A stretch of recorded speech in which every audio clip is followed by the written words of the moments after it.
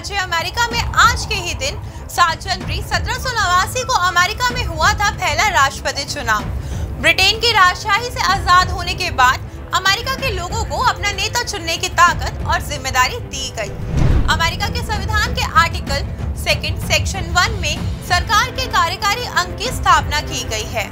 इन चुनावों में सिर्फ संपत्ति रखने वाले श्वेत पुरुषों को वोट डालने का अधिकार था। इसके बाद संविधान में 15वें, 19वें और 26वें संशोधन के बाद आज 18 साल से ऊपर की उम्र के हर शख्स को वोट डालने का अधिकार है। इस चुनाव में जॉर्ज वॉशिंगटन अकेले उम्मीदवार थे और उनके खिलाफ कोई चुनाव में उतरा नहीं था। हालांकि कहा जाता है कि वे आखिरी मौके तक चुनाव नहीं लड़ना चाहते थे। उन्हें लगता था कि पद की उम्मीद लगाना अपमानजनक होगा। हालांकि अलेक्जेंडर हैमिल्टन और दूसरों ने उन्हें काफी मनाया कि अगर वह चुनाव नहीं लड़ते हैं तो वह अपमानजनक होगा। इसके बाद वह चुनाव लड़ने के लिए तैयार हुए। इसके तहत जॉर्ज वॉशिंगटन को 1889 में देश के पहले राष्ट्रपति के तौर पर चुना और उन्हें 30 अप्रैल 1789 को पहले राष्ट्रपति के रूप में शपथ दिलाई गई और विश्व के सबसे ताकतवर लोकतंत्र की नींव पड़ी। आज अमेरिका को दुनिया का सबसे ताकतवर देश कहा जाता है, लेकिन पहले अमेरिकी चुनाव होने के बाद करीब 232 साल बाद आज के ही दिन यानी कि 7 जनवरी 2021 अमेरिका के लिए काले दिन के रूप में बदल गया।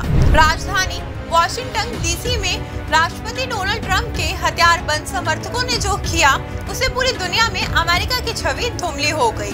राष्ट्रपति डोनाल्ड ट्रंप के समर्थक देश की संसद में घुस गए और हिंसा शुरू कर दी। ट्रंप को राष्ट्रपति चुनाव में मिली हार से बौखलाए समर्थकों ने ऐसा कदम उठाया कि पूरी दुनिया लोकतंत्र पर इस बार से सकते में आ गई। ट्रंप समर्थक कैपिटल हिल इमारत के सामने कई बार पुलिस से भिड़े और कई लोग संसद के अंदर भी घुसने में सफल हो गए। इसी बीच संसद के अंदर अफरा तफरी का माहौल हो गया और कई सांसदों को सदन के अंदर से अपना काम छोड़कर भागना पड़ा। वहीं सीनेट के दरवाजों को सुरक्षित तरीके से बंद कर दिया गया। सांसदों को सुरक्षित रखने के लिए उन्हें अमेरिकी सेना के एक शिविर में ले जाया गया। 7 जनवरी 2021 को अमेरिका में दोपहर 2 बजे सीनेट के अंदर एरिज़ोना के इलेक्टोरल वोट को लेकर ट्रंप समर्थकों को आपत्ति पर बहस हो रही थी। इसी बीच ये सुनाई दिया कि प्रदर्शनकारी घुस आए और वह सीनेट के चैम्बर के बाहर है। इसके बाद बहस को रोक दिया गया।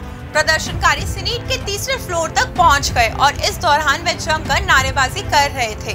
प्रदर्शनकारियों को भगाने के लिए सुरक्षा कर्मियों को बंदूक तक ताकनी पड़ी। तो ये थी 7 जनवरी 1789 के गौरव की कहानी और 7 जनवरी 2021 अमेरिका के काले दिन की कहानी। दोस्तों आइए अब आखिर में जानते हैं देश और दुनिया की आज की तारीख यानी 7 जनवरी की अन्य महत्वपूर्ण घटनाओं के बारे में। आज के ही दिन 1761 में पानीपत की तीसरी लड़ाई में अफगान शासक अहमद शाह अब्दाली ने मराठों को हराया था।